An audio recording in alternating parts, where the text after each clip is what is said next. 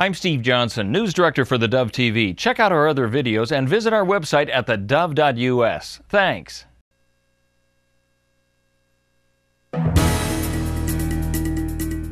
Good morning. It's the top of the hour. I'm Steve Johnson with a reminder that you can get our iPhone, iPad, and Android app, then watch the Dove News on demand on your mobile app and on the Dove Roku channel as well. In the news today, the president of Seattle Pacific University says it's a community that relies on Jesus Christ for strength. A prayer vigil held last night after a gunman opened fire with a shotgun, fatally wounding one person before being subdued with pepper spray. A 19-year-old man died at a hospital. 3 other people were injured, one critically. At the vigil, people packed the First Free Methodist Church on campus for a service with an overflow crowd gathering on the lawn.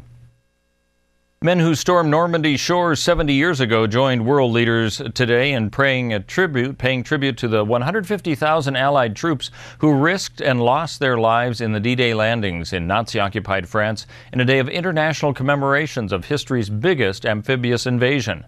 They honored the troops and civilians who fell in big battles that helped bring Europe peace and unity.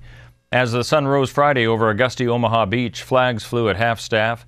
The U.S. military band played taps, while D-Day veterans from the 29th Infantry Division and serving soldiers stood at attention at exactly 6:30 in the morning. That is the moment on June 6, 1944, when Allied troops first waded ashore. Lawmakers from Washington and Oregon are talking about reviving plans for a new Interstate 5 bridge over the Columbia River between Vancouver and Portland.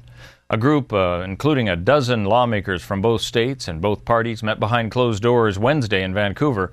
One of the lawmakers leading the so-called Bi-State Bridge Coalition says the meeting was a post-mortem on the failed Columbia River crossing project and the start of rebuilding relationships.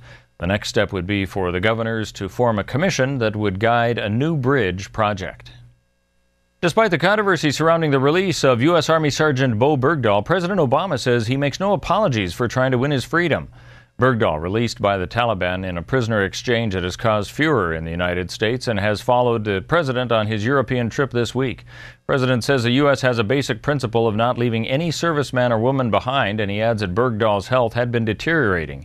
5 Taliban detainees held in Guantanamo were released as part of the exchange.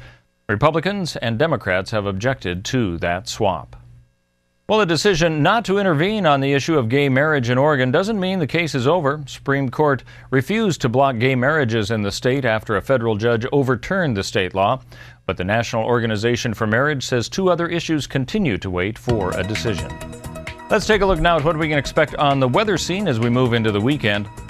For Northern California and the Wairika area, sunny through the foreseeable future, at least into next Tuesday, with a high today of 88, rising up over the weekend to 91 possibly by Sunday.